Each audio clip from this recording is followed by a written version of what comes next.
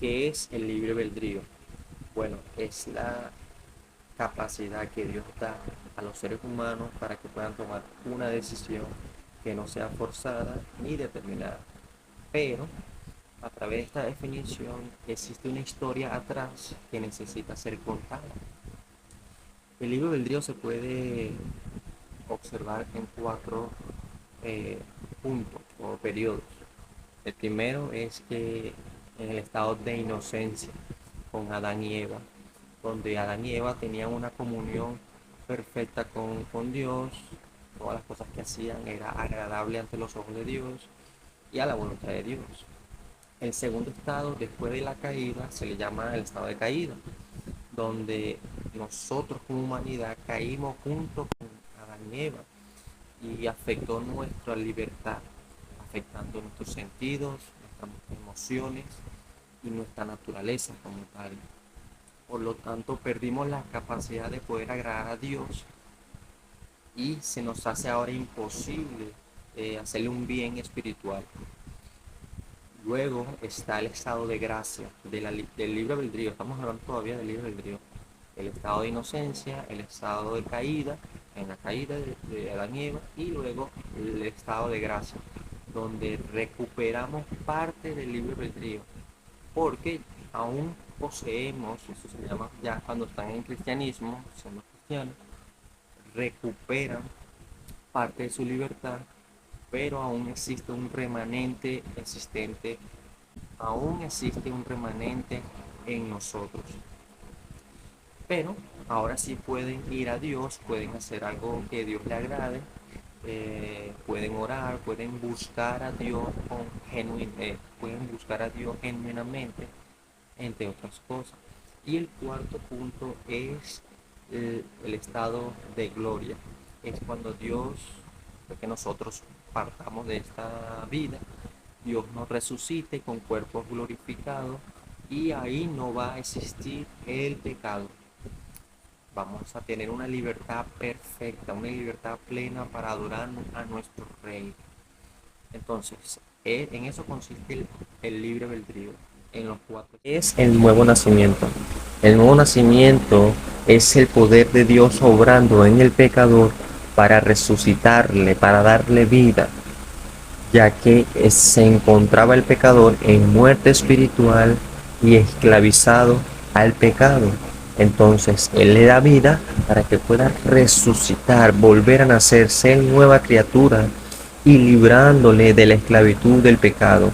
No por algo que Dios haya visto en el creyente, bueno o malo, sino por pura gracia, porque Él le plació derramar misericordia en nosotros. Él nos libra, nos despierta, nos da luz en nuestra mente para que podamos tener entendimiento de su palabra y de su voluntad. Él quita nuestro corazón de piedra, colocándonos un corazón de carne sensible y receptora a la voz de Dios. Ese es el nuevo nacimiento, el poder de Dios en nosotros. Siendo Él entonces el que nos da el don de fe y el don del arrepentimiento para vida.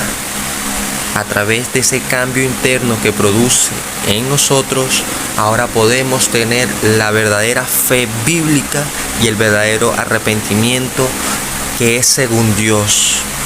No remordimiento, sino el verdadero arrepentimiento para vida.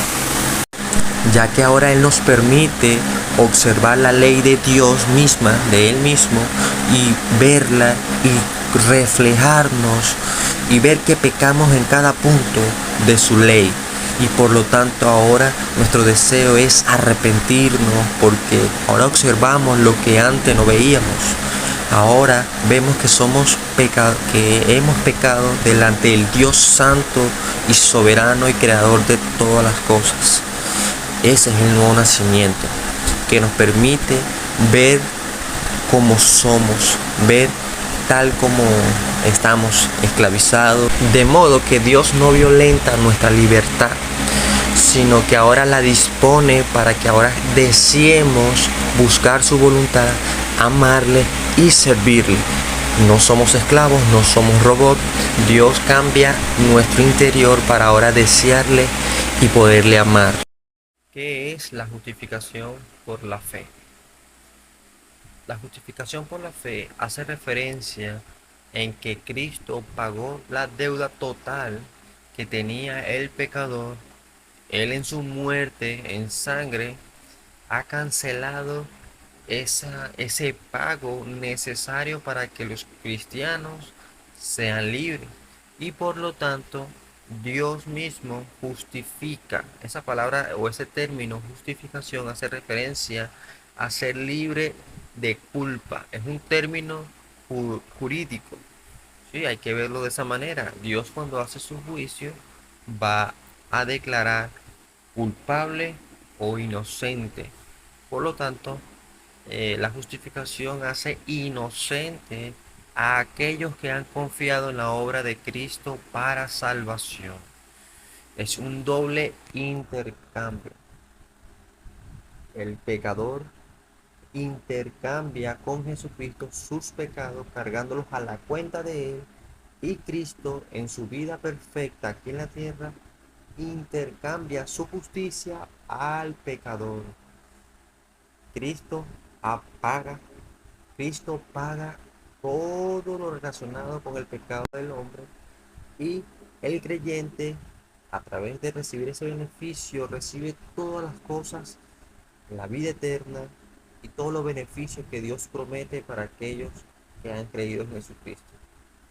Eso es la justificación, ser librado de culpa ante Dios. Siendo nosotros pecadores, Cristo es nuestro mediador y hizo su intercambio perfecto para con nosotros. Recuerden, justificación significa ser inocente o ser declarado justo ante Dios. Es la santificación. Una vez haber recibido el perdón de Dios y ser librado de culpa, inicia un proceso de santificación en el creyente. Pero vamos a dividirlo en dos para entenderlo mejor. La primera es esa santificación posicional, que es la que habla Pablo cuando se refiere a una iglesia, es decir, a los santos que están en Galacia, a los de Corintio, a los santos de Corintio, a pesar que no sean justos ni santos. La palabra santo significa apartado, consagrado. Entonces, a pesar que no sean santos ni justos, tienen la justicia atribuida de Cristo en ellos. Y por eso Dios o los creyentes se ven como santos, a pesar que no lo sean.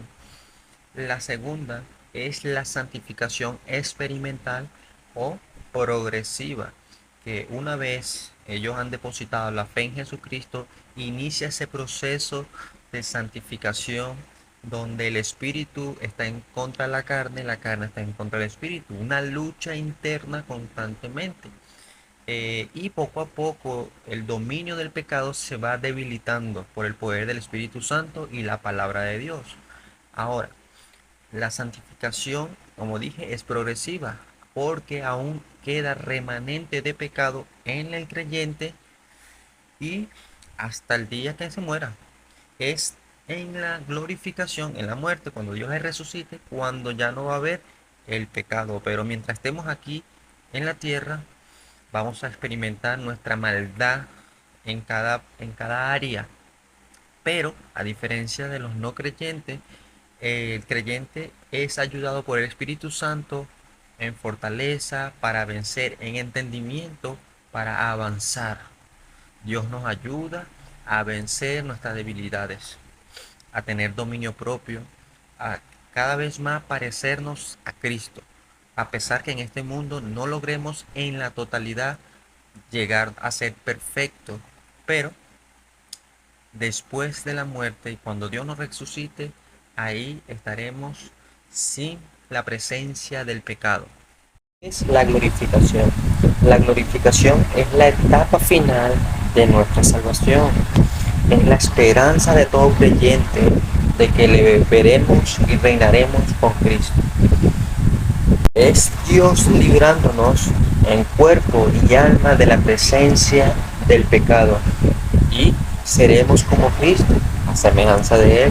La glorificación se puede entender en dos etapas.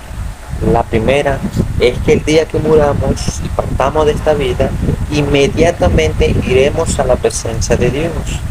Ya glorificadas nuestras almas, seremos perfectos. Pero todavía no se ha completado nuestra fase de glorificación porque aún Dios ha determinado y ha decidido que nuestro cuerpo, que es la segunda etapa, sea glorificado hasta el final de los días. Eso dándole chance y permitiéndole que más creyentes vengan en arrepentimiento. Esa es la glorificación, es ser libre de la presencia del pecado para ahora servirle hasta la eternidad, amarle y glorificarle y alabarle.